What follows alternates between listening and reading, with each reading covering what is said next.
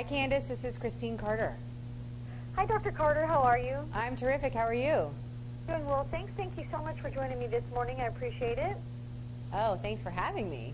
Of course, with the new year upon us, what can we do to set resolutions we can actually keep? That's a great question. I think the most important thing that we can do to set a resolution that we can actually keep is to really just set a resolution. One resolution to focus on at a time, and it should be an easy one at that. So breaking that resolution, even if you have a grand vision of how you'll change over time, really today, this week, it should be something pretty easy for you to do. Break it down until it feels almost ridiculously easy to do. And what are some great resolutions that lead to happiness? Well, that's another great question. Always thinking about what resolutions will bring more joy or more positive emotions into our lives. So a great resolution that leads to more happiness would be to practice gratitude every day, to think of one thing that you feel grateful for at the end of the day. Or that there was a new survey that was done by Hampton Hotels that showed that a large number of people actually have a resolution to be more connected to their friends and family. That's another example of a great resolution that will bring, for most people, a considerable amount of joy and happiness into your life in 2013.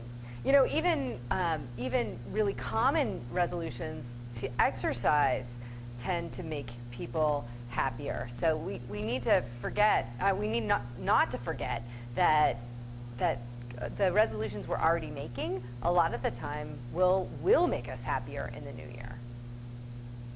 And how about, what are some of the unusual resolutions that people have kept? It's funny because most people don't make unusual resolutions. Most people resolve to lose weight or exercise or eat healthier. About a third of the people in the Hampton study said that those were their top resolutions. Other really popular ones are, of course, to reduce stress, to stay in better touch with friends and family, to cut out smoking or alcohol. So the resolutions that people tend to make tend not to be surprising. The important thing, though, is to just make a resolution. When you make a resolution, you're actually 10 times more likely to make that positive change in your life than control groups or people who want to make the same change but don't actually formally resolve to do it. And what are some other great ways to keep momentum for our goals this year? I think one of the most important ways to keep momentum in keeping your resolutions is to get some social support.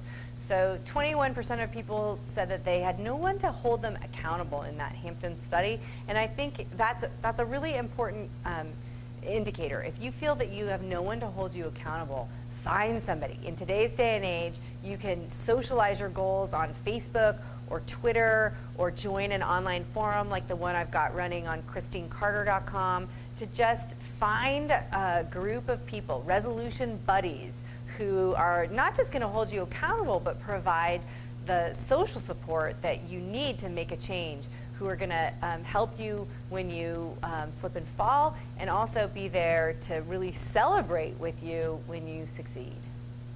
And can you tell us more about the forum on your website? Absolutely. It's a free online class that I'm running through January 21st, where every day you can watch a new class that will give you some tips and tricks to keep your resolutions, to make the right resolutions, and there's a very active a large group of people who are supporting each other as a part of that class. So all you have to do is just, if you go to ChristineCarter.com, you'll see a little icon about the class, and you can just join. It's not too late to join in, that's for sure. Absolutely, sounds great. And do you have any additional tips or information you'd like to share with us? Yeah, there are lots of tips and really fun information on an infographic, which you can find on the Hampton Hotels Facebook page, or also on ChristineCarter.com.